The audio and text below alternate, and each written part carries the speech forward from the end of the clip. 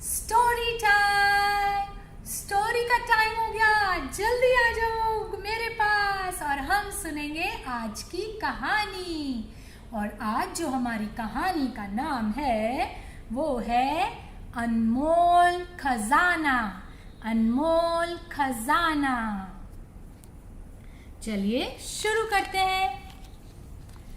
किसी गांव में एक बूढ़ा आदमी रहता था। उसके 4 बेटे थे। बूढ़ा आदमी बहुत मेहनती था, बहुत मेहनत करता था वो अपने खेतों में। वह सारा दिन अपने खेतों में काम करने में बिता देता था। उसके बेटे एकदम आलसी थे और सारा दिन सोते रहते थे। देखो ये चारों बेटे उसके बैठे हुए हैं और सो रहे हैं, और जो बूढ़ा आदमी है वो खूब मेहनत कर रहा है। एक दिन पिता को एहसास हुआ कि उसका अंत नजदीक आ गया है। उसको लगा अब तो मैं बीमार होने लगा हूँ। उसने अपने बेटों को बुलाया और कहा, मेरे प्यारे बेटों, अब मैं बहुत समय तक जीवित नहीं रह सकूंगा।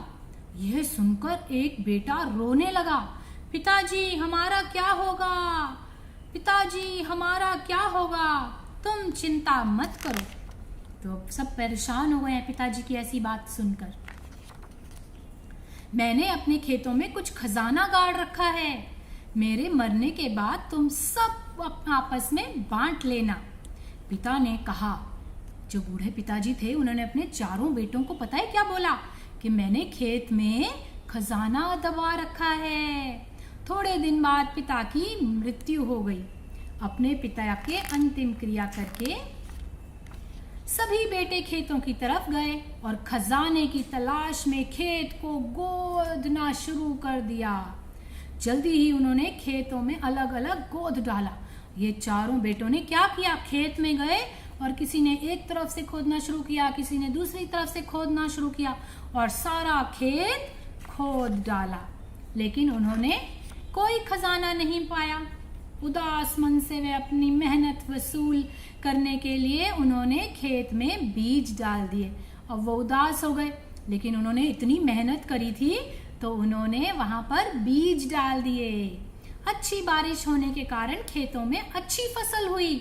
बेटों ने वह फसल बाजार में अच्छी कीमत पर बेच दी और बहुत अधिक धन कमाया।